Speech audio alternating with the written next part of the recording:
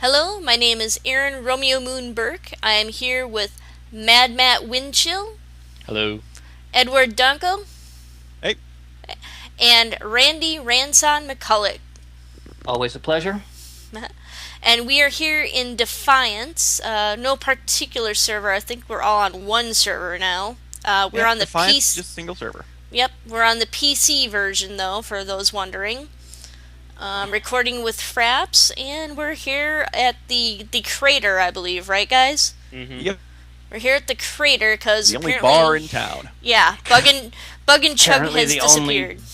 bar in San Francisco. Well, have you been down to San Francisco? It's a wasteland, honestly. Yeah, I'm Mhm. just mentioning the irony of that. Oh, good point. So this was a game we started playing about a month ago, and then we all just kind of dropped out of it for a little bit. I thought we could all, just gather here in the bar and talk about our experiences with it so far. Anyone want to go first? Sure. Okay. I have never met a game that really makes me want to play another game like this one did. Not that it wasn't this, but after playing this for like 5 hours, I really wanted to go play Borderlands. This is kind of Borderlands Online, in not in the like licensing sense, but in the kind of the play style sense. The play style is very Borderlands, only without all that unique Borderlands humor. Yeah. Mhm. Yeah, actually, I've got to agree with you there, Ran. But I went the other way. What got me to play this game was the fact that it's like Borderlands 2. Like, I don't mind that the Borderlands humor isn't here, because at the same point, the Borderlands difficulty curve is not here as well. Mhm. Because, There's a difficulty curve in Borderlands. well, have you ever gone from the first time through the game on normal mode to True Vault Hunter mode? We just started True Vault Hunter mode the other night. Okay, so you're just edging into the game. You're going to hit a point where the difficulty curve is going to take you straight up the bar, because they start spawning more elites, and they're going to be stronger than the old badasses. But you don't really get that here, because the game is a very simple, gradual curve. Yeah, Because and there's. Oh, go ahead. Okay, because if you're starting to have trouble in one section of the world here, you can always go back to the older section and just do some of the other content that's there. Because they have daily content you can do, which gives you XP, or just go around and you do your side missions that should get you things that you need for continuing on. You look at Borderlands, if you don't have the right gun, you're grinding for 6 hours. Yeah, I've never had that problem with Borderlands. Neither I have have. I, to be honest. But, We've only gone through once though. We haven't even finished our first playthrough through either Borderlands 1 or Borderlands 2, Matt. Neither. I've- We I have. finished Borderlands 1, I finished Borderlands 2, and I finished all of the DLCs for Borderlands 2. Yeah. As you start going through Borderlands 2 DLCs, you actually have to start looking for those legendary weapons that'll get you going, legendary shields that'll make it easier for you. I've never had a problem where I've been looking for specific things in this game to make it easier. Yeah, at the same time, there is not as much of this game as there is in Borderlands. Yeah. I mean, if you look at the map, you've got essentially one map. And it's maybe as big as 2 or 3 Borderlands maps. Well, we're also not having to hoof over half of it since the game gives us vehicles. Mm-hmm. True. But they give you vehicles in Borderlands too. You can just auto spawn them here, Exactly. which is kind of nice, but kind of blows a little bit of the realism. I do remember going through this game and going, I miss the catch a rides. Mostly No, because no. I like jumping at them and hearing the catch a ride phrases. Is there anything in specific we should talk about in this game? Other games are great, but we're here in Defiance. We're in San Francisco after I think the we were kind of terraform going bombs went over off. general reactions to our playing the game thus far first. It- It needs a social area. It really does. A gathering point, if you will. Yeah. I mean, it's hard to imagine that society's trying to piece itself together and they wouldn't create one effective mid-sized town, essentially. Well, I do believe storyline-wise, they considered the whole area that we have explored, nixing everything south of the Golden Gate Bridge. This is all paradise. This is all the main city. That just seems stupid. Yeah, it really does, because It's human society will show that when given X amount of space, humans will tend to cluster their swellings together for protection. Instead of, there would be little outposts like this, but there would be one main habitat. yeah, because it's just If this There's was no Mad Max, central- we'd all be dead right now. I mean, I can understand on the northern coast of the game, you've got farms. And I can understand farms being by themselves, but farms will take their produce to a central location to sell. yeah. And Now- that's what I don't see is a central location where people would be buying and selling. I mean, there's these little mini towns, but there's no major port that in the real world there would be some At least central one, if not hub. two, within the map that we have here. correct. Yeah, and even just looking at the map, with as much as I have unlocked, which is a good bit, I think Rand's got more. Yeah, I've got the entirety of the map unlocked. I got most of the north unlocked.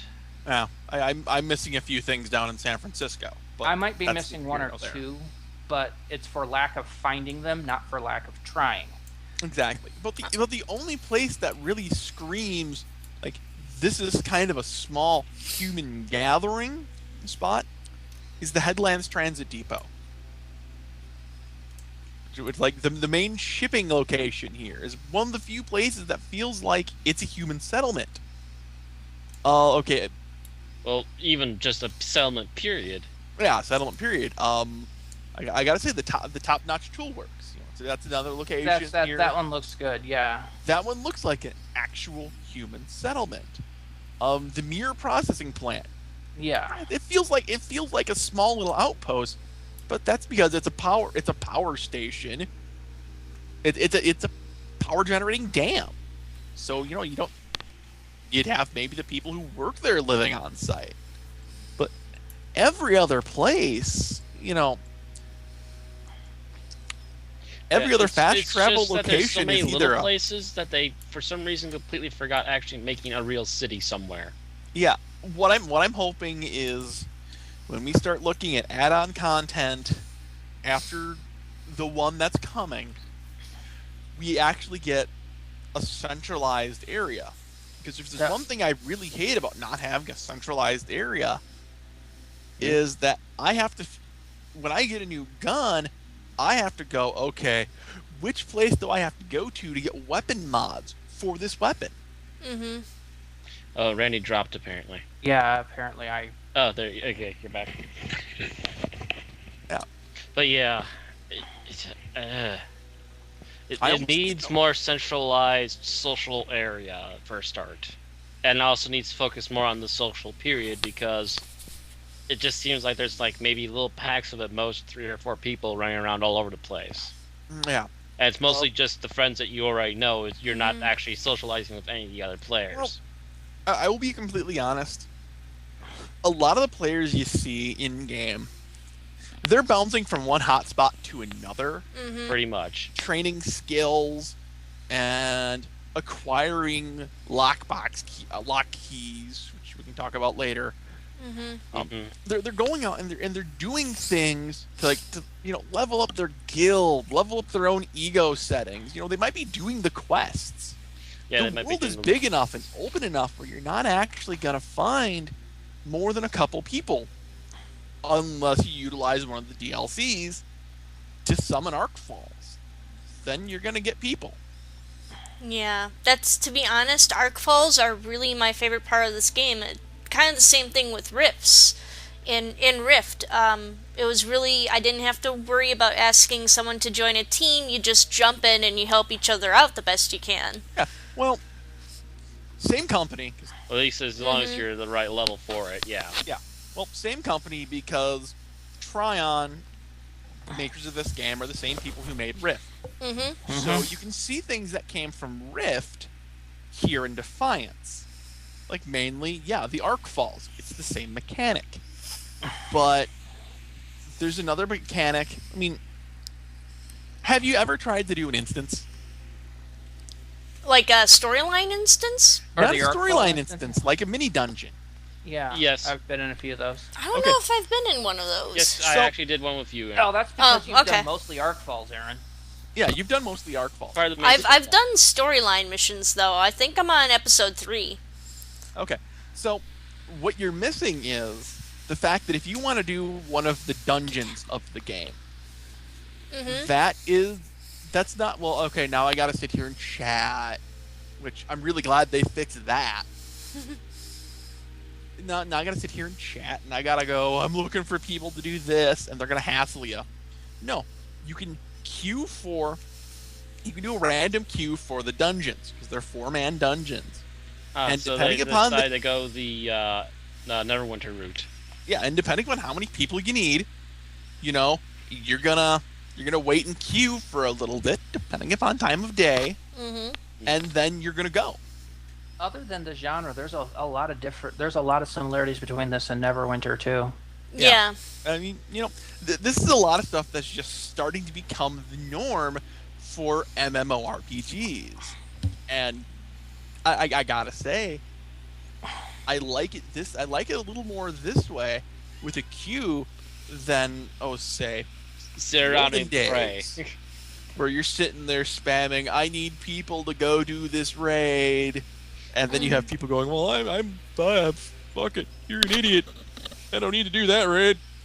Yeah, Mm-hmm. Awesome. Control C and then just sit there spamming Control V until someone actually. Yeah, it's interesting. Back when City of Heroes was running, I remember going for their end game stuff. What was that? Are you talking Incarnate Trials? Yes, the Incarnate Trials, and they had the same thing where you could randomly join into a team, and nobody preferred to go that route. They preferred to form the teams up manually, first in the Rikti War Zone, and then later on in the Dark Astoria zones. That's because And City of for- Heroes is fully actually full of formed. social people. Again, this game is really not social. It's not built to be social right now. Yeah. And that's one problem with this game we would love to see fixed. Mm-hmm. Mm-hmm. Yeah, I would love to see a little more socialness built into it. They've gone a little too far in that other direction. Yeah, but they've gone too far in first-person shooter, so you don't get as much of that massively multiplayer feel.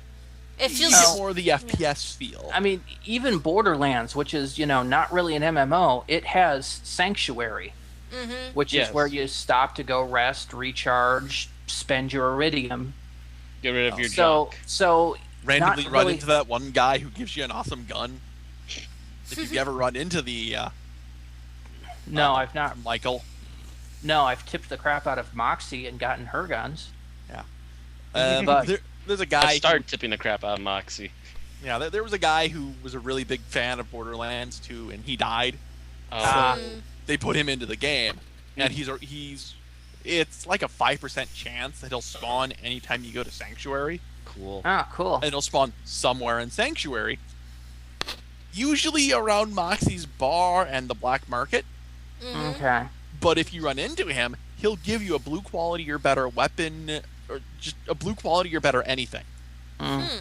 Sweet. Of your need to, level. We need to play Really that more nuts. often. After I finally finish the first Borderlands. After I also go through the Legacy of Kain games. Yeah. Yeah, Let's Borderlands. plays. But I mean, this doesn't. I mean, even that, not even being MMO, has its central social area where you recharge. Yeah. This feels kind of more like a persistence. It's a persistent shooter game almost. Yeah. They've kind of gone too far into the Mad Max feel. Actually, If you didn't have a team, you would basically be the road warrior out here in the wilderness fighting off the crazies and mutants. Yeah, that's sort of, I've been but not far enough, in my opinion, though. not far enough into If the I Mad was Max. buying, if Not I far was, enough towards being Mad Max to feel like Mad Max. Yeah, but that's more. actual world setting than This slightly sci-fi skewed one, yes. yeah. I wasn't talking about the feel of it, Matt. I was talking about that lone hero bit. Which I've been doing plenty of, believe me.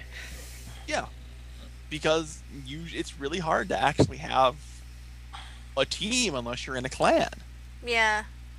Unless you're in one of the big there's no place for the clans. clans to recruit you unless they want to sit by the starting zone. And start spamming. Well, actually, I've been playing the last couple of hours, reacquainting myself with the game.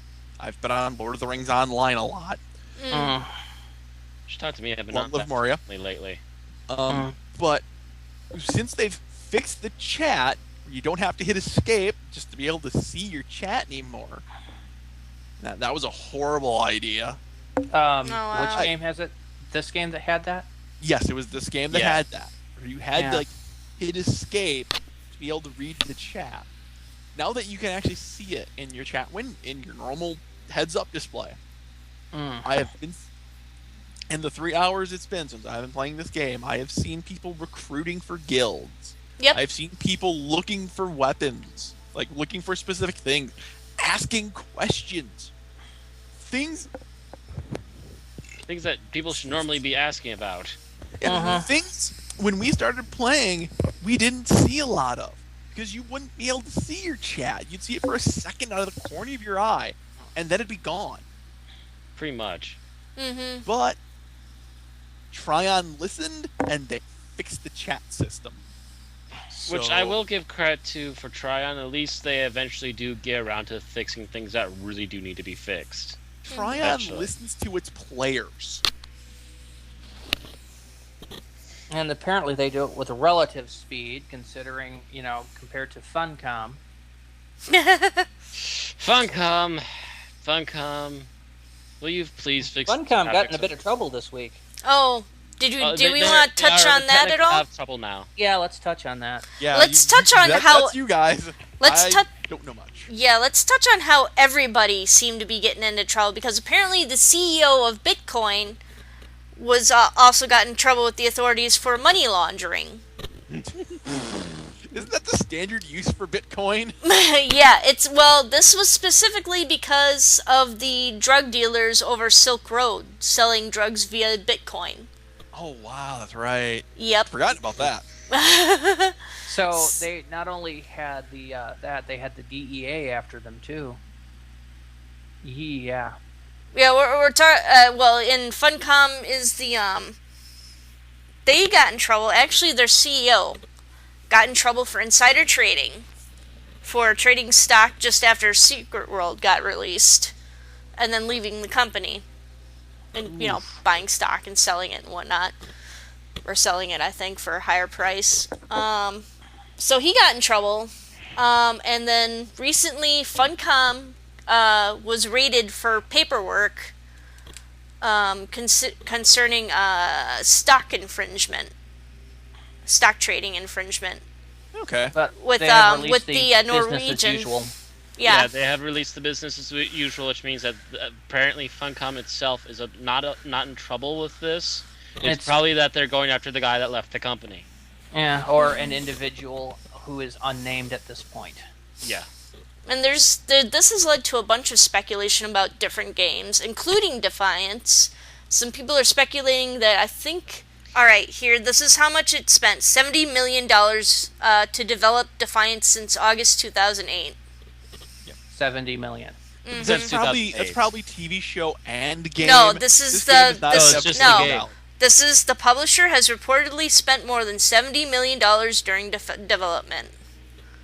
Jesus. $70 million to develop it this takes game? MMOs cost millions of dollars to both develop and maintain nowadays, and that's not just the AAA titles. Those are like smaller titles too. Because you got to get servers together, and you got to all up and running and updated properly, and then this game doesn't look like $70 million at this point. No. That's why people are speculating on websites like Massively about where all this money has gone, and why stuff like the Bitcoin and Funcom have kind of spurred such discussions. Like, where is all this money going? Now, I could have seen that money spent on the Secret World. There was a lot of research that had to go into the Secret World. That's probably where some of it actually really did go to, I'm betting. From the Funcom side of it, yeah, probably. From the inside Funcom thing, yeah, probably a lot of it did go to the Secret World. Okay, just to clarify, January 29th, 2014, Norwegian Economic Crime Unit, I cannot quite pronounce it, I believe it's Okokrim, launched an investigation into suspected infringement of the provisions of the Securities Trading Act revolving around the 2012 launch of the Secret World. Okay, so they are dealing with the Secret World launch. Oh. And I believe that guy was there for the Secret World launch. So yeah, they're probably dealing with the guy that absconded with cash. Mm-hmm. Or did insider trading and absconded. So they're probably looking into prosecuting him further for, like, I have no idea what. They're probably trying to find out how much damage he really did and get him for that. I don't know Norwegian. I don't know any Norwegian trading laws. So, yeah. It doesn't sound like it's affecting Funcom itself. Yeah, that's the main thing. Is affecting Funcom itself? No. So Funcom's safe. It is because it caused their stock prices to lower. And that is a little dangerous for Funcom, as they've been skidding the ropes for a while. Yeah, they are one of the oldest MMO companies, but at the same point, their player base is few and far between. So yeah, they're MMO companies have to deal with the millions with everything. Yeah, but what I'm saying though is the fact that that's 2007 is when Funcom cut pretty much most of the development staff to AO to a team of like 12, if that, and sent them all to go work on Age of Conan. Well, Age of Conan apparently started cool and then started to flop, which is when they came up with the concept of the Secret World. So they immediately cut down Age of Conan development staff to a handful of people and moved all of their developers over to the Secret World. And now they're working with what they call a merged development team, because they've cut most of their development staffers into essentially one room. So anything to do with the code goes through one team. Which is, since they're going to mostly the same engine in all three of their main games, yeah, as soon that's as AO actually gets the update. A really good idea. Mm-hmm. It is. It's the same engine, but each game probably has its own, like, a couple of people per game, you know. Making sure that the code is tweaked right and it'll actually fit into the game. Yeah. Not from what I've seen. They're actually, everything is handed through by one code team. Now, adding new content is you still got your content developers for each team. Yeah. But all the code tweaking and everything is all done by the single team. My one worry about this concept is AO and the Secret World both puts in a request. Both of these requests will take X amount of time. Which one is going to get it first? Probably Secret World. Right. So then they start finishing that and go working on the MMO, but then Secret World sends them another request. Are they going to drop what they're doing and work on the Secret World some more? Because it's their big money maker. And if so, does that mean that Age of Conan and AO are going to be basically sitting there waiting months, if not years, for the major code tweaks they need? Not if what they have planned goes through. Anarchy Online, you know, that team is on record saying that as soon as their new engine is out, there have been articles saying that it's in a closed beta, so, all the hope that, they get it done soon. Mm-hmm. They're going to put Anarchy Online on Steam. It's already on Steam Greenlight, I believe. It's on Steam Greenlight. But, their big objective was, as soon as, we get this close to going live with the new player experience. Oh, here we go. Which was the key thing. They were going to put it on Steam to try and get, more attention to this game that you and I both love the hell out of, Rand. Oh, yeah. I'll admit, I love it. I love it to death. It was my first MMO. It is my first love when it comes to MMO gaming. I would love... I love the world. I love the environment. I love the L33ts. I would love to just kind of look at Funcom again and go, shut up and take my money. Well, I don't like what they've done with the game in the past year and a half. It's caused me to lose half a tooth. It's caused me to lose my org city. And Aaron's trying to say something. according to Kotaku, let me see here. Well, yeah. Some of the earlier games that they point to, E.T. cost $23 million in 1982, of course. Dragon's Lair in 1983 cost $3 million. In gaming history. Mm-hmm. You know how many of those cartridges are buried in a dump somewhere in the Arizona desert? That's the rumor. Here, let me see if they have it on here. Dark Age of Camelot cost $3.1 million. Well, Dark Age of Camelot, that was a big PvP game. Yeah. So, you just have to develop a good engine. Somewhat big in its day, too. In 2003, Disney's Toontown Online cost $18 million to make.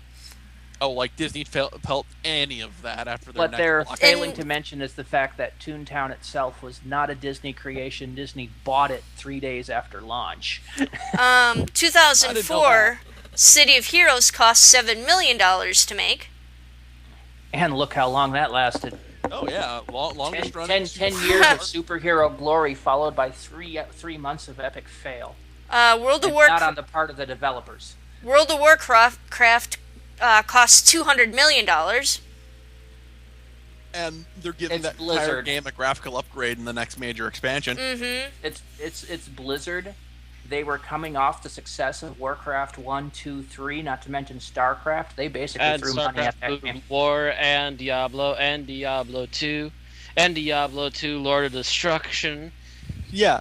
Like, They had Blizzard- all the money in the world to throw at that And not game. to mention their older games for the systems, like, say, The Lost Vikings. All right. Rock and DC Roll Universe Online cost $50 million. yeah, Again, you got about The Secret 10 million World- That was licensing. The Secret World cost $50 million.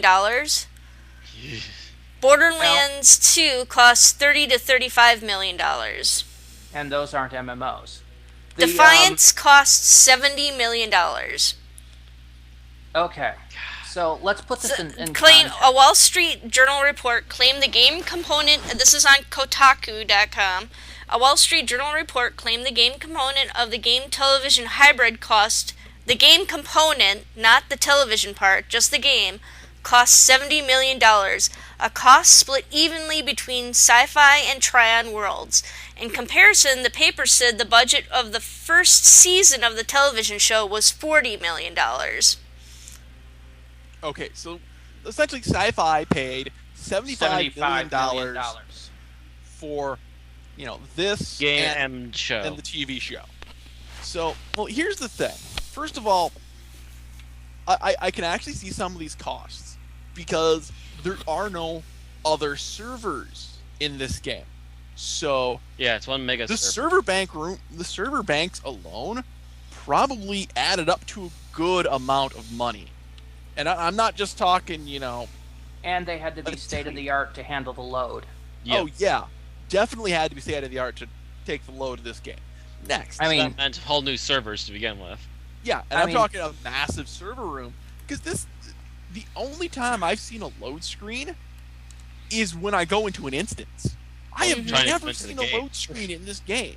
I've seen it pause slightly going between areas, but no more than I've seen in like Grand Theft Auto a couple of times, and that's like Yeah. GTA 3.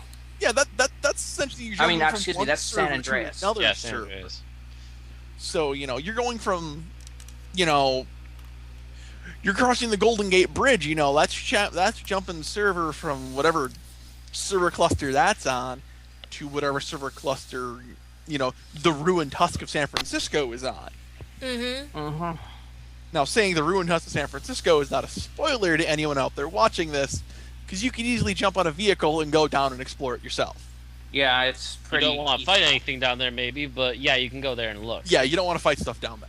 I don't know. I've gone down there relatively early in my my characters' careers to get the arc spike stuff. Yeah. Well, that's about as Arc much as spikes. you want to go down there for. What do you guys think of certain contents? Like, what do you think of the gun stats that they use, or is there anything you want to say about really arc what falls? makes me Or think Borderlands. Yeah. Look at the gun stats. Gun stats are pretty static amongst going through the levels. Now, okay. Considering it as a level, what is everyone's ego stat at? 328. 360. 280. Okay, I'm 619. Yeah, that's because you've been playing. I'm True, the second biggest person out of the four of us? Jesus. I stopped playing when Chris stopped playing because it was kind of a group thing. Mm-hmm. Yeah. I am willing to bet. And this isn't my first character either. Yeah. Oh, okay, that's Rand. What is the damage on the SMG you're holding? Give me a moment. Okay.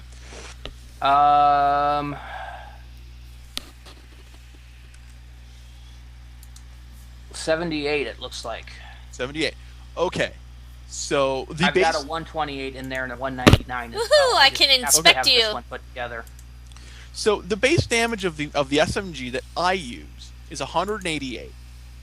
Now, there is a 200 rank difference between us. Okay, 400. Somewhere in there. I'm too lazy to do the math right now. I can inspect you. Yeah, weapon progression does not go fast, but it's there. It kind of jumps in chunks. It jumps in chunks, and I'm guessing those chunks are about every 200 levels. Because, one, not wait. one, excuse me, 50 to 200, is about what you're sitting at. And the next tick up, I think the SMGs do about 134. Mm-hmm. I noticed that too. And then they go up to 188. Actually, where the heck do I find the damage on the gun? Okay. Go into your... start the weapon in your inventory and go down. Yep. DMG. Okay, it's just going down. Yeah, okay. No, the DMG on my Vault Pauser is 192. 192. Okay. Yeah. Does your Sorry, I gun was looking have at- any weapon damage mods? It has one for 1.05 aim and hip damage. Okay.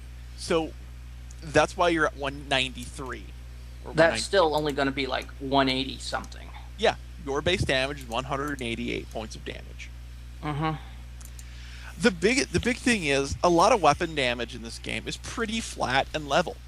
The biggest thing in this game is rarity. Yeah, Because- mine's a green. Yours is a green, whereas mine, let me jump over to that loadout. Mine's a purple. Stay on that loadout. I am going to inspect you now that I know how to do that. Yay. Yeah, mine is a purple weapon. But here's the thing. My gun does not have any damage mods built into it. Because I like the way this gun is. That, and I have a pretty good high quality weapon mod equipped to it to give more damage. Gotta try this baby out. This looks like awesome. But I don't have any, the gun stats Whoa. for rarity itself don't give me any extra damage. So the biggest thing you're going to get here is, you're looking for... That's why if you see someone looking for something in chat, they're looking for legendary weapons, because every rarity tier unlocks another gear table that you can get something. Or are you using a charged shotgun, Matt? Apparently. Yeah, charged weapons are pretty awesome. All of a sudden I pulled the trigger and it's like, wait, what? Well, I like the different types of elemental damage that you can do, and they do affect different enemies. Yeah. For example, the fire tends to, I think, affect, was it the mutants? Fire affects anything with human fleshy bits. Yeah. So mutants It's- are included. Most of the elemental damage stuff is the same as Borderlands. Yeah. But the big one everyone is going to want is radiation. The green one. The one that Aaron just fired. Mm-hmm. Because that affects the Volge. Mm-hmm. Because the Volge, they're big, hulking, armored SOBs who are a right pain in the rear. Although, I'll be Radiation- honest, the lifesteal one is pretty good too. This purple one that I'm firing, that steals a life.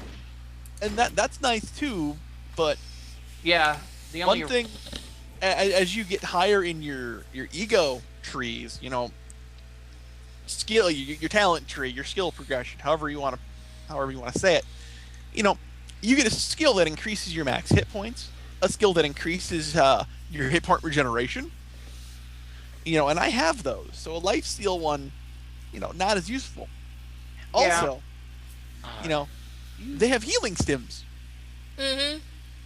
So, we can't forget the lovely healing stims. I always do. Or the spikes, yeah. Mm-hmm. But then again, those were DLC editions. Mm-hmm. So but I can apparently use you the can use them spikes. without the DLCs. Yeah. They were They added were- with the DLC, but they can be used by anybody. yeah, spikes were released with DLC 2 Arcfall, Mm-hmm. which we should talk about those eventually. Mm-hmm. And they were released as everybody gets these, but anyone who bought the Arcfall pack got a rare quality spike Okay. in the Arcfall box. Does anyone want to go into any details on the DLC and exactly what is an Arcfall that we're talking about? We keep talking about these events called Arcfalls. Okay. I can hit it off, and then you guys can jump in with whatever Okay. you've seen. Mm-hmm. Okay. Arcfalls are things that just happen, like in Rift. They're things that are just out there in the environment. They're dynamic events. Yeah, they're dynamic events. Lore-wise, there were there's a colony ship that's broken up in orbit of Earth, and these are just chunks of it that are falling to Earth. So, and we're looting these for stuff because Rare Yay, tech. Stuff. Rare But- tech, saleables. Yeah. yeah, because everyone wants to make it's setting wise, everyone wants to make enough money called script to go down to Antarctica. The last civilized place on Earth. Antarctica Where the was streets are affected paved by with what happened gold. to most of the rest of the world, storyline wise. Mm-hmm.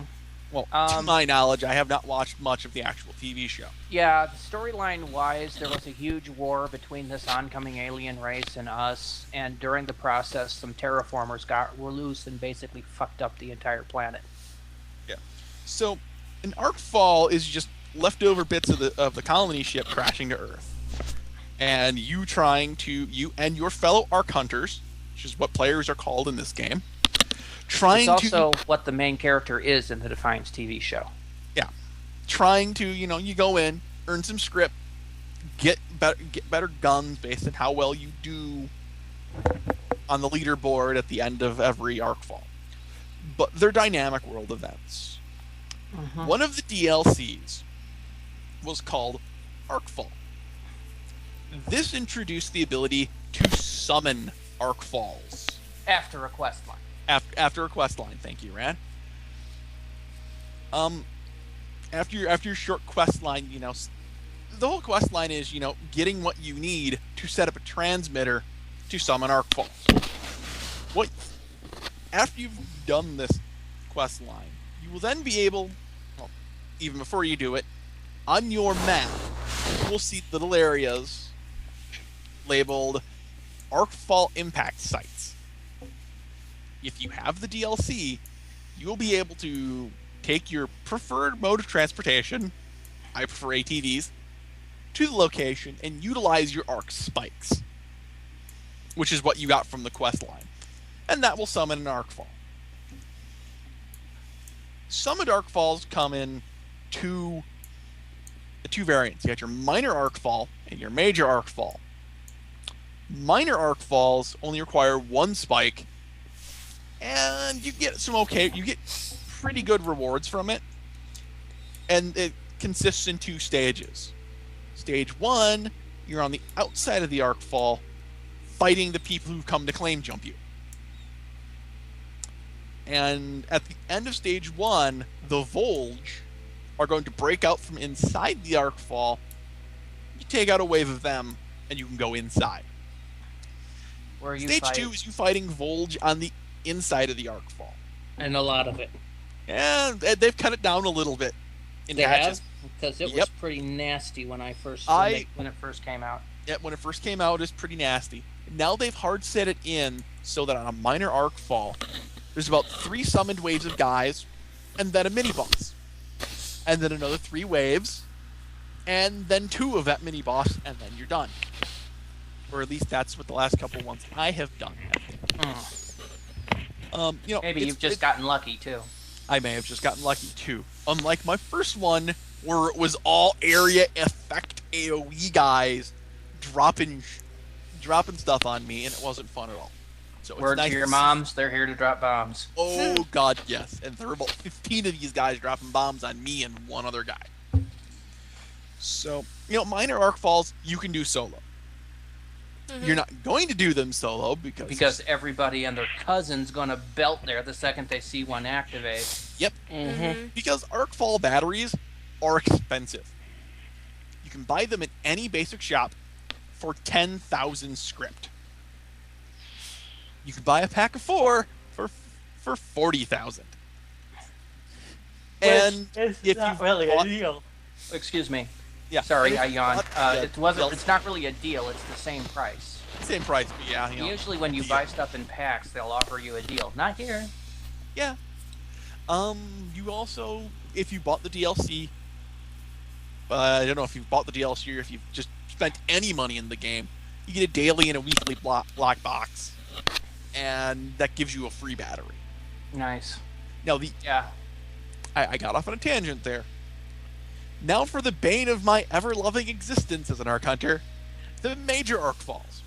Mm-hmm. Major Arcfalls also come in 2 stages.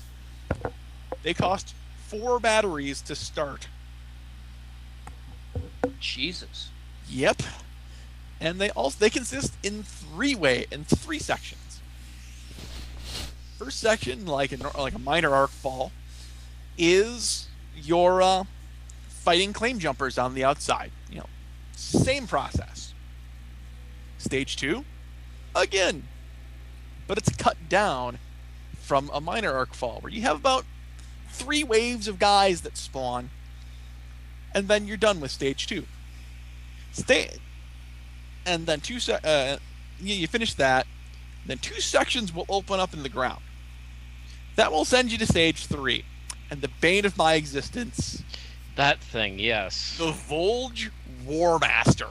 Okay, is that huge, giant robot-like thing? That's the huge giant gorilla thing. Mm-hmm. You Yep. have 7 minutes to kill this thing. Yep. And the first thing you have to do is destroy its armor. Yeah. I remember having to shoot at its, the glowy bits, which were part of its neck, and then its joints you have to shoot at. It has crystalline armor you can shatter on its back and its arms. That's it. Mm-hmm. First things first, you have to destroy 1 section of armor. And that can take you up. That could take the whole time. If you don't have enough people. But if you have enough people, you can do it in about 3 minutes. Very important piece of help I'm going to say to anyone. Do not use Volge weaponry against this guy. Oh, good. Do not use Volge weaponry. And here's why. Volge weaponry, when it hits its target, explodes in a little electrical shower. So you can actually impede your fellow Arc Hunters in hitting these targets if you're using this because they had to reload and then they got to retarget, and it's harder to hit the target. Also, there's a weapon type called Infestors. They are worthless on this creature. Mm-hmm. I figured as much, yeah. There is another weapon type called BMGs. Mm-hmm. They're slightly worthless against this thing. What they are really good for is keeping everyone else up. 'Cause, it's the support weapon. You shoot it at an enemy and it slowly drains them of hit points, or you shoot it at an ally and it heals your allies, and it connects to a number of people and you just heal that way. It's really nice. But it's next to worthless against the War Master. Other than that, if you manage to take down the War Master, anyone who is there and in the top 15 is guaranteed a legendary weapon. You are guaranteed a legendary weapon. That's lovely. Otherwise, you're guaranteed at least a purple quality weapon, a very rare weapon, and that's nice too. If you fail to kill it, you still get rewards. But not as good.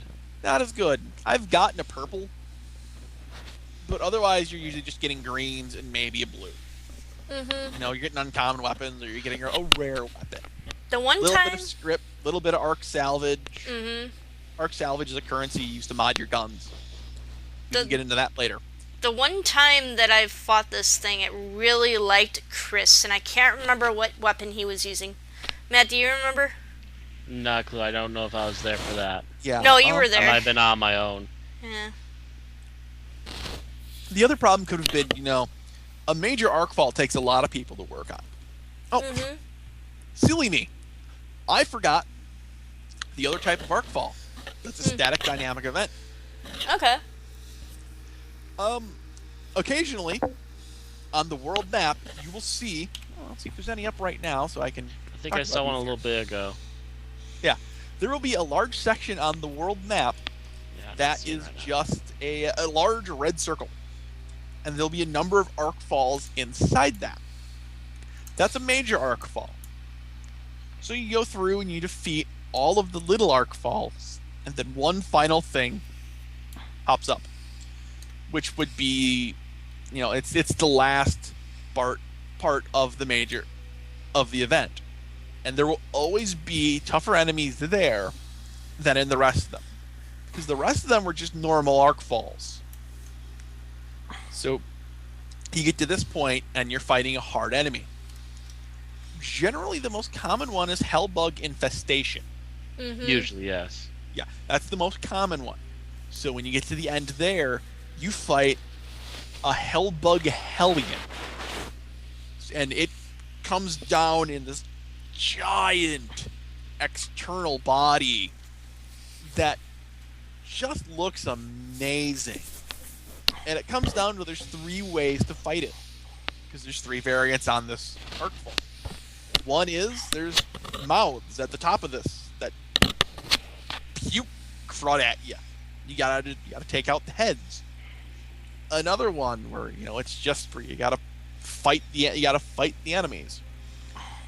Or there's the third one where there's little targets underneath its arm where you gotta take out. Then it pops up out of the top, and then you shoot it, and everyone is happy, and you go home and you get lots of loot. But here's the fun thing about this one. This one used to be bugged. Bugged horribly. Where it would actually spawn 50 feet in the air. Ooh. So you could walk under this thing, see the little bit of graphics that you weren't supposed to see, but that would make it 10 times harder to actually shoot the Hellion. Oh, wow. Yeah, it made it 10 times harder to shoot the objective, because you had to go back even farther. And the only things that could really hit it at that point were sniper rifles. Anything with a really good scope. So, the SMGs that Rand and I love to use, we wouldn't be able to do anything. Yep. Because we'd be hitting with minimum damage at that distance.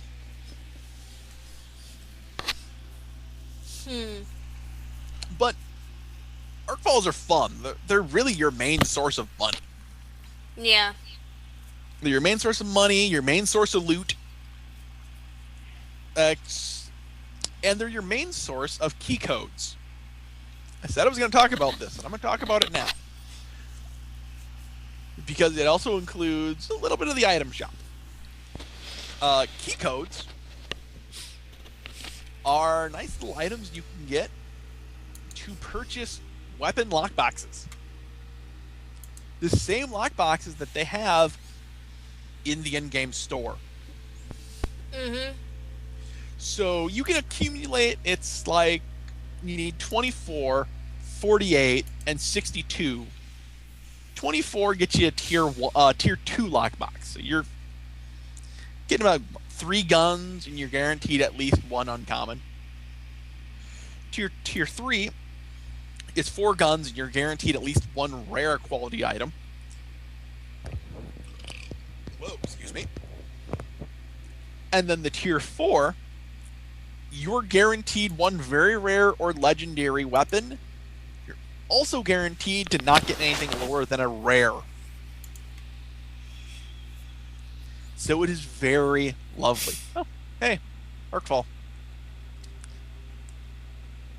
Arcfall and the Volge. Huh. Yeah, that's right. Since we're talking about it, and it just popped up for us. There are 2 other dynamic events that happen on the map. One is the Volge attacking somewhere for Arcfall. This is a timed wave event. So you get 15 minutes to defeat as many waves you can get. And then your overall damage is tracked in your... however, one of the ways to earn ego tracks how well you do on these. So if you hit max rank, it checks that off in your progression. Mm-hmm. And then your rank also determines what quality level Volge lockbox you receive for successfully completing the event. And they're fun. They're turrets you can repair with arc salvage. They call them sieges, by the way, Ed. That's siege? Yeah, if you look at your map, the symbol that they use for that is called a siege. Oh, okay. Siege. Thank you. Mm-hmm. I know the symbols because I've been playing too much. So, thank you for reminding me that it's called a siege and it's not another Arcfall. Mm-hmm. Actually, I tried to tell you for about 2 minutes and discovered I had my mic off. Oh. Yeah, that happens. I actually have noticed that there's also something new that I've seen that I don't remember from about a month ago is the radio restart missions. Radio restart mission. They're up north. Yeah, I've seen those. I've seen those when I've played them too. They're just kind of, I don't know if they're immediate or if they're just something that recycles per player. Okay, let me finish this and I'll go on to those. Okay? Sure. Mm-hmm. The other type of siege is these weird, zombie creatures, I'm going to call them. They're called infected. Yeah. Yes. They're attacking something. I've only done a few of these. But, they're fun. They're annoying. They're annoying. Yeah, that too. Because the infected in general are annoying. Yeah, they take more damage than they should. A lot more damage than they should. So, the things you guys are seeing on there, like radio restart, or those are all daily reputation missions. There are a number of special vendors stretched across the area. And as you do those, as you complete those daily, you get reputation. Reputation is a spendable thing. You need about 200 reputation, 300, maybe even 400. Then you go to a specific vendor. Top Notch Tool Works is a merchant for the Top Notch Tool Works reputation.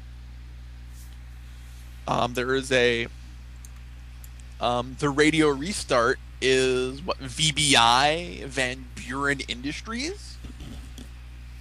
So, and their location for their place is it's Von Bach Industries. Excuse me, not Van Buren.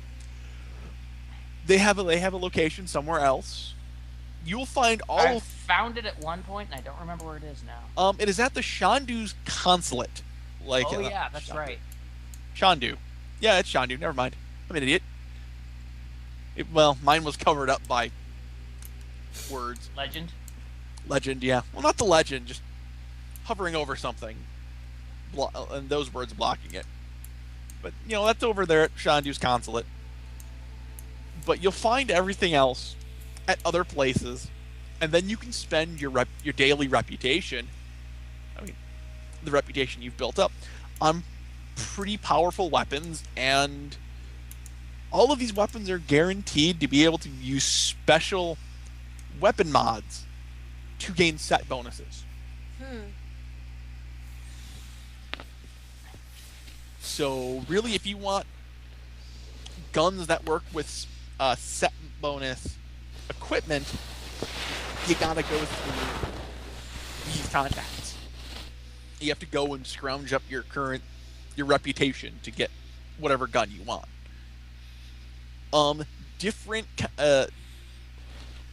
reputation vendors use different styles of mods. Von Bach may specialize in one set, whereas Top Notch will use another. I haven't done much with it because I didn't feel like grinding reputation. I'm more of an Arcfall summoning kind of guy. I haven't done very much with the side missions myself. You always want to do side missions. Yeah, side missions, other than the regular missions, is the best way to level up and try and get on with the story. Oh, even more importantly, side missions give you weapon mods. Oh yes, and they also drop mods quite frequently. Yep. Every side mission will drop you a weapon mod. It will be uncommon or rare, but it will always give you a weapon mod. Yeah, but that is the downside of those missions, is the fact that it gets grindy really quickly. A lot of things in this game get grindy really quickly. I noticed. But at the same point, there's a lot of fun things you can do in this game too. Alright. Alright, so what else were we going to say about this game? We've gone over some of the different currencies, some of the arc falls, and other events. What about vehicles? Vehicles. Currently, somebody else want to take this, or I'm going to be talking for like an hour. Here it is. Seriously, I could talk for an hour about this game. Well, I mean, you've got, about 3 different types of vehicles that are out there now? Yep. Technically, a couple different types of vehicles. Right now, I'm showing off the Dune Buggy. Yeah, they're your ATV type. Yep. There are 4 types of vehicles. 4? Yes, there are 2 ATVs. No, excuse me, 5. There are 2 ATVs. There is the generic kind of 2-person buggy. There is a Dodge car. Yeah, I've seen that. Yeah, you have he's kind of a hidden vendor. Okay. And then there is the multi-person car. The one that came out, I think, with the first DLC. Yeah, where you can have about 4 or 5 people on one vehicle. Yeah. Kind of nice. There's an upgraded version of that one that has a minigun on top of it. Yes. I want that. Have you finally found that? No, I have not. It's a Shadow War thing. Ah, It is a player versus player purchase. I see. I think. I have not actually found it. I'm just thinking that's where it comes from. Probably. Because that would make sense. Mm-hmm. You get your first vehicle for free. Game just gives you I've gotten this car for free too. Random ATV, I think, Yeah, or is it gives you always the that red basic and black ATV. one? Because that is not the one the game gives you for free. It's not the one that the game gives you early, but I did get this for free by finishing a mission. Okay. I got mine from entering codes. Yeah, well, that too. Because Yeah.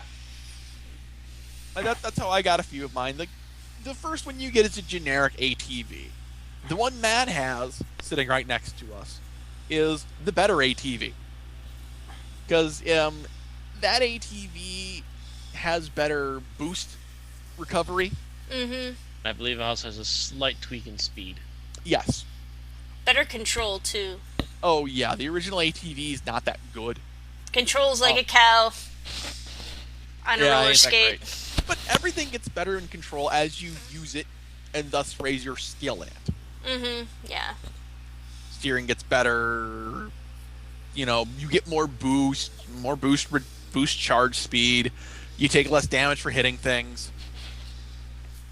Ramming speed, whack. Ramming speed is fun, but it sucks that when you hit a single Hellbug skitterling, and you fly. Oh, I haven't had that problem in a while. I have. It's not fun, especially when you're. Oh, look, the down in little San bugs Francisco. split. Yeah, road killing in this game is kind of fun. Oh yeah. Again, the mutants survive far more road killing damage than they probably should. But I think that their chances of doing that decreases after a while, though, too. There is a trait in the ego tree that allows you to do more damage. Like when you hit something, it takes more. Mm-hmm. There's another one that allows you to take less damage for hitting things. Yeah, cool. You know, that's something we haven't talked about yet. Uh-huh. The individual skills. Oh, yeah, the ego skills. Yeah, the ego skills. Well, I mean, the game does a really good job explaining the ego skills in the tutorial. So, there's not much more we can talk about, but there are 4 ego skills in-game. The game lets you try them all. There's Overcharge, which is just exactly what it sounds. It increases your weapon damage. There's Cloak. Again, you know, Matt's using Cloak right now. What's this? I activated Overcharge. So Matt's kind of a shadow. My gun has gone red because it's showing that I'm doing more. I'm overcharging bolts in my gun. There is Decoy, which summons a decoy which other enemies will target. You can also switch places with your decoy, using it to get you out of dangerous situations. And then the last one is the melee one that I forget its name, but if you give me a second, I'll find it. The last one is Blur. Mm-hmm. Blur increases your movement speed. Rand's got it. Of course, a Weefle Boy not using a running speed-based power. But you gotta remember, Blur also increases your melee damage. Yes, it does. Yes. Blur is very nice if you're using weapons like shotguns. I saw a running speed-based power. I went, yes. Yeah. Blur is a lovely power. I like for my playstyle, Overcharge is best. Mm-hmm. But I always eventually like you can unlock all 4 powers on your character. You choose which one you start with. It's almost like Secret World, where eventually you can unlock all the skills if you really wanted to. Yeah. You would have to really grind like a here. Yeah. Like in this game for character progression, you know, they lock you out at certain ego levels, but you have access to everything by about ego level 200. Now, when I say 200, I don't want people to go, "Oh my god, that's going to take forever." Not really. It took me 3 hours. Yeah. 3 hours will take you to 200. I think I've logged maybe 2 days worth of game time, and a lot of that was just sitting around and screwing around, learning things, and I'm 600. I've seen people at ego level 4,000. Game maxes out currently at 5,000. Ah, dang it. So you cannot go over 9,000. Not yet, but I'm willing to bet eventually sometime we can all go over 9,000. It better be an achievement when it happens, too. Oh, it better be. Yeah, But- better freaking be. Yeah, so, you know, we're talking about it now. Let's talk about ego level. Because, you know, there's multiple ways to gain ego level. The common one is, yes, earning enough XP to level up. Doing that, you gain 20 ego points. There are other ways of gaining ego, and they're called pursuits. Now, let me see if I can remember where the pursuits are. Yeah. They're pursuits, you know, they're listed under goals in the menu system. So what you do is you get exploration goals. Find all of these locations. Oh, look, I gained 5 points on my ego trait. If you know Borderlands, they're badass ranks. Yeah, they're badass ranks. Oh, doing the episodes that recently just came back are a way to do it too. Are on the goals list. So, and there are also ways of gaining other random stuff. Where do you open the goals panel? Okay, hit escape. What? And then hit escape. There, it's right next to your character. It's the upper right. Yeah, upper right. It's okay, got I see it. Piece of paper with the checklists. Okay. So, the best way I say is you want to open up season 1. Like, ignore episodes, ignore the Cathathan Charge Pack, ignore Arcbreaker. Because all expansions will give you more ways of earning a little bit more ego. Season 1 is anything that you're going to be doing right when you purchase this game. So, open up Season 1, open up Mount Tam. Mount Tam is the first area you will be in. So, if you explore all of a set location, which you will go to eventually, you get 5 ego points. And then, there are time trials on ATVs. There's things called hotshots, where for a certain amount of time, you're using one gun, and you're trying to kill enough guys to increase your combo to score lots of points. There's also rampages. Yep, rampages are the same thing. And if you've played Grand Theft Auto, I think any of them, you're familiar with what a rampage should be. Yep. Now, there is always going to be one for every area. There's going to be one that's finding data recorders, finding little bits of game lore. And when you complete everything but the last one, you complete the last one because it's the one you get for completing everything. And that's the one that gives you a good chunk of ego. Yep. And bonus like Mount gear. Tam Recon? Mount Tam Recon gives you 40 points of ego, 2 dings, and you get the Intelligence Scout. Yeah, the Intelligence Scout outfit. So, and that's really nice. And let's see, so Madeira gives you Raider Thug. If you complete all of Mount Tam, you've earned 65 points of ego. And that's actually really good. Yeah, I've gotten... The faster you can get... The more ego you can get faster also gives you more weapon loadouts that you can use. It allows you to slot more ego talents. Those are the 2 main big things for your character that ego gives. Ego also, raises the quality of loot you find.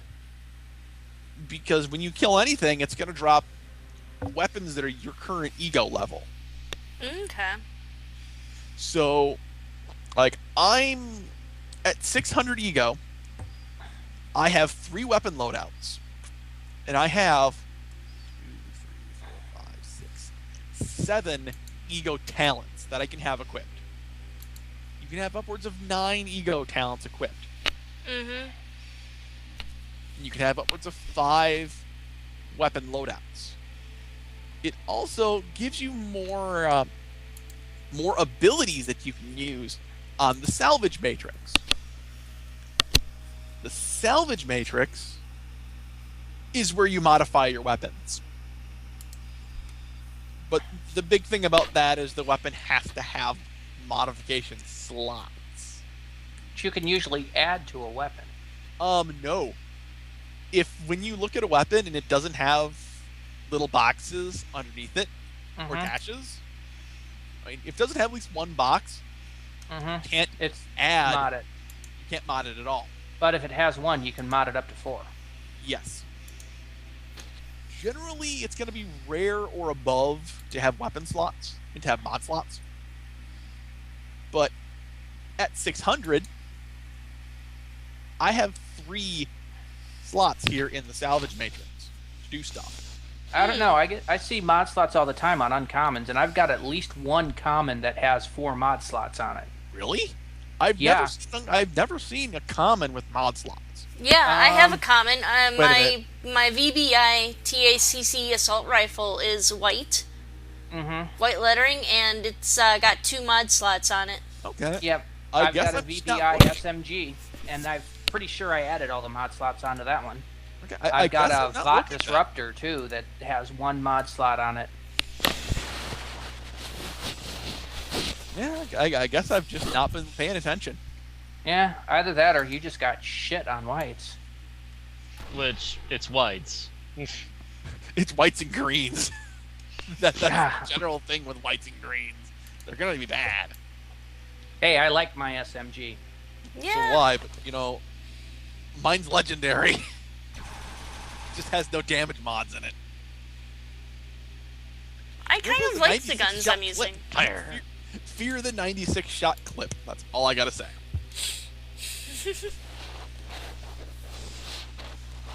You know what? We're wasting Iron ammo. There we go. Yay, ammo! There's a spike. This is Ammo an ammo spike. spike. So what it's going to do is it's going to sit here and it's going to generate. Because this is a rare quality ammo spike, it's going to generate 25 ammo a second. Trust me, I love this ammo spike.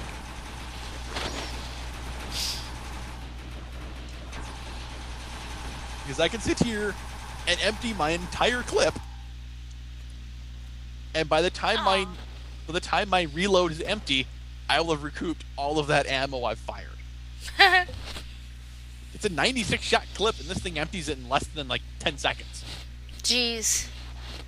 Yeah, it's really good for fighting. I find it really good for fighting Volge, because I've learned where a lot of their weak spots are, so I don't need it to be a radiation, and it's really good for just fighting humans. Aim for the eyes, boo. Yeah. Mostly, I love it for fighting Raider tankers. They're big guys who have Those grenade launchers, Oh yeah, those guys. God, those guys. and they have a giant backpack. And their weak spot is the giant backpack. Mm-hmm. So I'm ducking and dodging, just to get a good shot where I can. Those are the guys that go down onto one knee when they're done for a bit, right? Yeah. Yep, when you Because shoot the backpack their up- other weak spot is their face. Oh yeah. You shoot off their I wait helmet. till they kneel down and I'll blow their face away. when they go down one knee, Aaron, they open up their faceplate. Oh yeah, that's right. Yeah. When that happens, their whole body becomes a weak point, but their face is their Like double weak. double weak. They take care of like quad damage for a shot to the face. I remember I managed to get one to go down one knee. I was just walking in front of him as he was going down. It's like, oh, hi there. Click, click. Boom. I will actually sit there and dodge using my blur, grenade shots, wait for him to go back on one knee, zip right up to him, and unload a full clip to his face. Yeah. I took my my charged sniper here. In the time he went down to one knee, I was able to charge it up, aim for his face, and go, bye. Here's, Got the here's problem. what I found out at Going that to point. be dead. The charged sniper I have in my hands right now penetrates. I had 3 guys get in the way of me and the tanker. Mm-hmm. I got a quad kill. Jeez. I love this gun. Like, I used to swear by bolt action sniper rifles. They were better in my opinion. Mm-hmm. Then I got this thing and modded it. Now I swear by this gun. This sniper rifle is a VOT Surge Bolter. So, what this one does, like, it's a legendary gun. Mm-hmm. I've earned a lot a lot of lock keys. So I've gotten a lot of lock boxes. I have not spent 1 cent in the market on lock boxes. Neither have I. Nor I. So I've spent enough on the market to get the shades I'm wearing. I've not bought anything on the in-game store. now the costume my character is wearing, the female Castathan for everyone who's here and watching. I bought that outfit in the market, and there's a pair of sunglasses too that I would like for the character. But that's it. But here's what makes you go, it's nice. Since, legendary weapons have 4 weapon mods, I use the overdrive one for extra damage. Every time I reload this gun, I recharge 10% of my ego power Sweet. on full reload. So after I've fired the 17-round magazine out of this thing. But yeah, I mean, that's nice. I mean, you can get that on other guns. If I can get that on an SMG, I would love that. But I like my SMG too, because on a kill it reloads my gun, my other gun in that loadout 25%. Okay. Let's take a moment and actually talk about the ego grid. Okay. Not only do you get ego powers, but when you choose an ego power, you get a series of powers that unlock the ability to get related to that power. The farther you go away from your original chosen power, the more universal the abilities get. Until you start getting closer to another power. Yeah. Mm-hmm. So the stuff in the center, there's a hit point regeneration perk in the center. There's a you take less damage perk in the center. Ooh, I hadn't seen that regeneration perk. I gotta work my way there. Yeah. I love it. I'm but, 2 clicks away from it now. Yeah, in close to overcharge, about 2 perks out, is something called Killing Machine, which increases your overcharge duration. About the same distance away, there's another one called Quick Charge, which reduces the recharge time on overcharge. I mean, there's a lot of talents here. There's a lot of talents, perks, whatever you want to call them, that aren't the greatest, but you take them to get to things that are more useful to your play style. Yeah, I just found the increase your health one. Yeah, Fortitude. Mm-hmm. You will notice that generally those talents are closer to a decoy and overcharge than they are blur and cloak.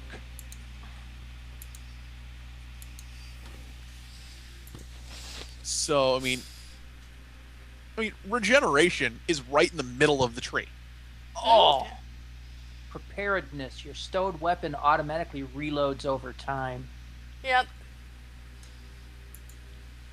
Yeah. I'm just looking at some of this that would actually be kind of useful. Yeah. There's a lot of really useful ones. When you start a character and you kind of go, well, you really want to look at the ego grid, because then you can look at it and go, where do I want to go first? Generally speaking, you want to go towards things that will buff your inherent skill first, like the first major ego power you take. Because that's just kind of smart. But there's one really nice one by Decoy. And you get it as soon as you purchase Decoy. It's called Self-Medicated. It is on the top left-hand side of the grid, the second one on the top. There we It go. recharges the rate of your self-revive. It increases the recharge rate of your self-revive skill. 'Cause everyone gets a self-revive that you can use, that has to slowly recharge. So, how do you get a second ego power? Is there an ego minimum, or do you have to work your way to it on the grid? You just have to work your way to it on the grid. Okay. But at the same point, you have to meet the ego ranking requirements on all of the skills towards that power. Because all powers are 4 steps away from each other. So, honestly, you won't have a second ego power till you're about ego 200. Actually, there's a cheat. It's not really so much of a cheat or a hack, but if you've entered all the codes and stuff that were online, you get an additional ego grid power called Scavenger. You get it at start. Yeah. And Scavenger starts right over by Overcharge. Correct. So if you choose the power other than Overcharge, like Blur or Cloak, Cloak's even better because it's the exact opposite side of the grid from there. Oh, yeah. I that's one of the first ones I bought, actually. Scavenger. Is then the next thing you do is you buy Thick-Skinned. Bingo. You have Overcharge unlocked. And you can get your second ego power as soon as it lets you. Yep. And then on your different loadouts, you can use different ego powers. Mm-hmm. And that's the big thing with the loadouts. So you can... There's no fast way to hot swap between loadouts. And that's a quality of life I'd like to see changed. Yeah, I agree with that. I can do it really quickly on my controller. But if you're playing on a keyboard, not it's so a much. pain in the ass. Yeah. By the way, if you are a console gamer, you can use an Xbox controller on this game, which is really nice. If you're playing on the PC. Yep. If you're playing it, also... Yeah, if you're playing the PC version and you're normally a console gamer. Yeah. Or you prefer to play with a controller. I know I've been playing MMOs with a controller now since Matt clued me in on it back in the early days of me playing City of Heroes. So, do we have any last little things we should really talk about on this game? I like it. I like I think we group got content. most of the overall things that we need to talk about. I think it needs work. Yeah, this game really does need some work. It's got some. It's starting to go down an interesting route, but it doesn't feel polished enough. It has some the of feeling.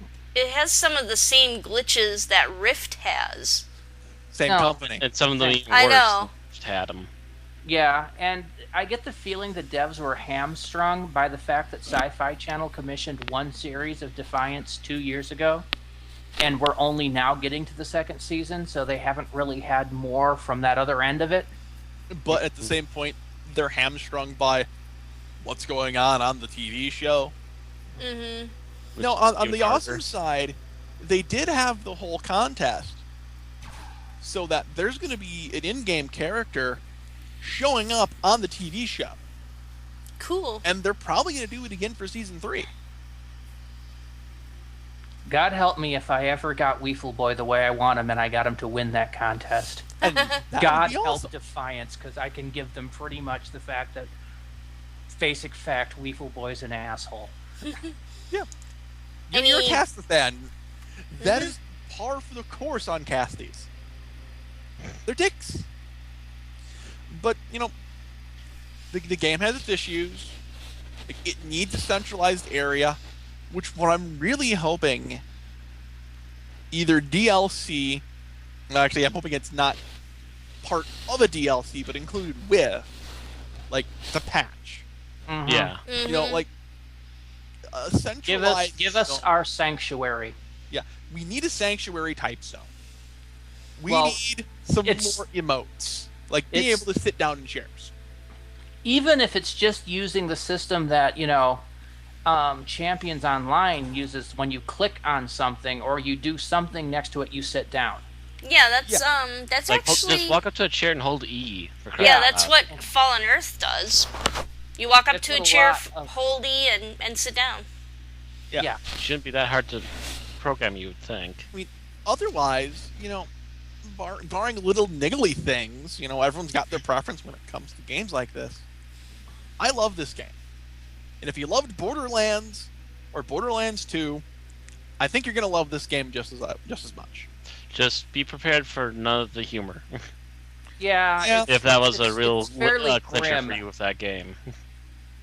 It's fairly grim, and I really do like the Borderlands humor. It reminds me of Valve's sense of humor. A bit, yes. Well, not every game can have Handsome Jack. Oh, it's not just that. I mean, I like Marcus.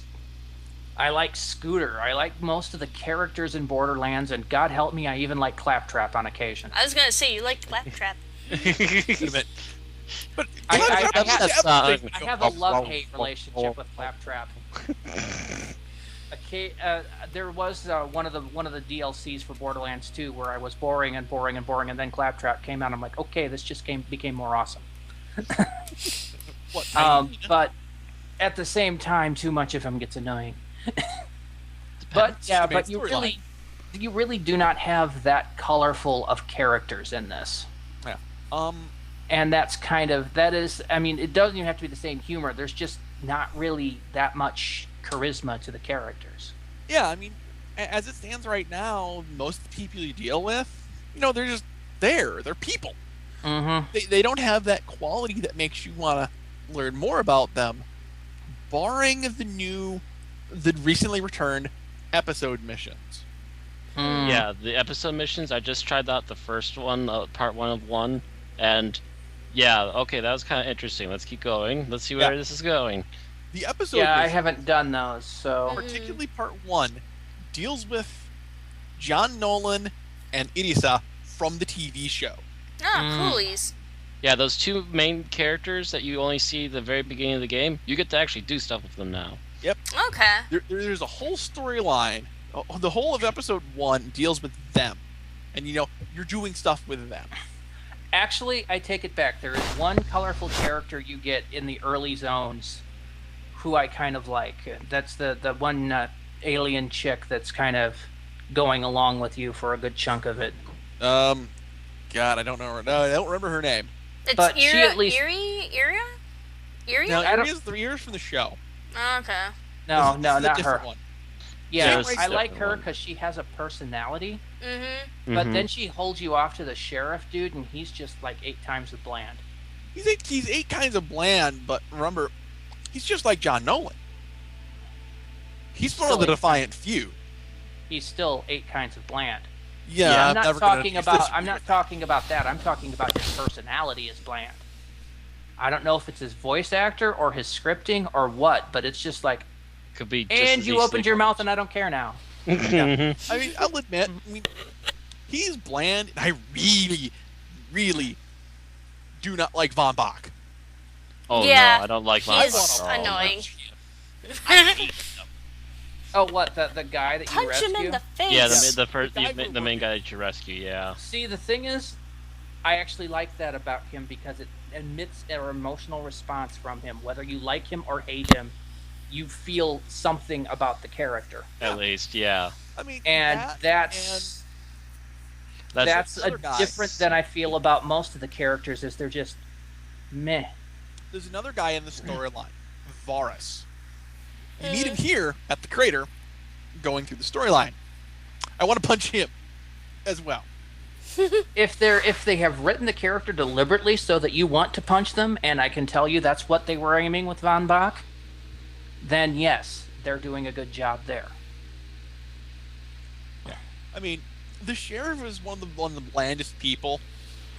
I haven't gotten all the way through, so I haven't met all of the main characters. But Shandu, leader of the alien,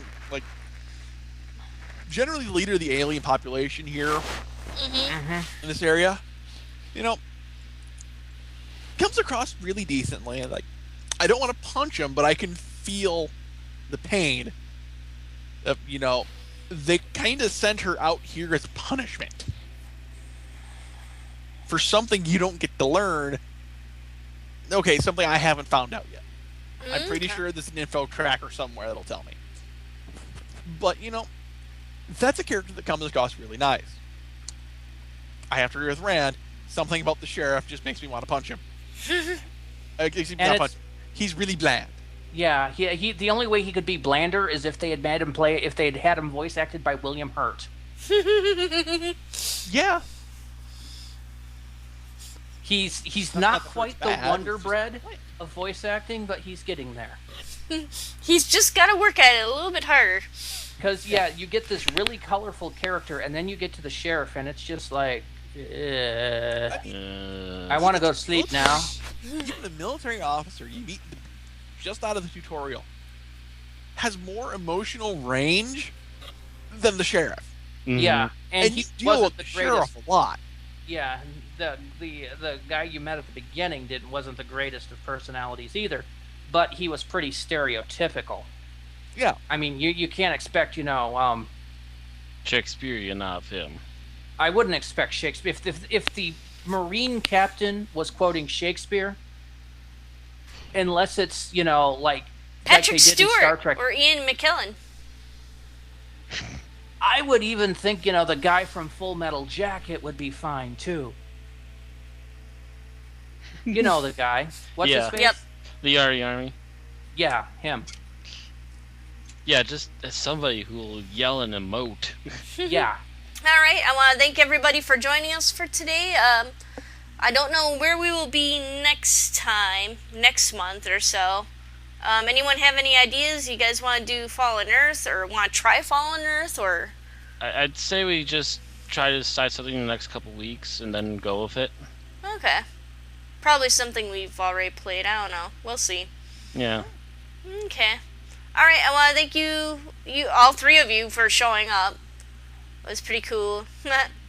Thanks for being on the podcast for the first time, Ed. No problem. It's a game I knew, so, I got to bring my knowledge to a game you guys have played. Or you guys are playing right now.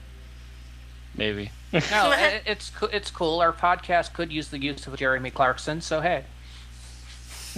But why am I Clarkson? Because occasionally you'll say stuff that will offend people. I know you. Good point. All right, good night, everyone. Good night. At that point, we killed Rad.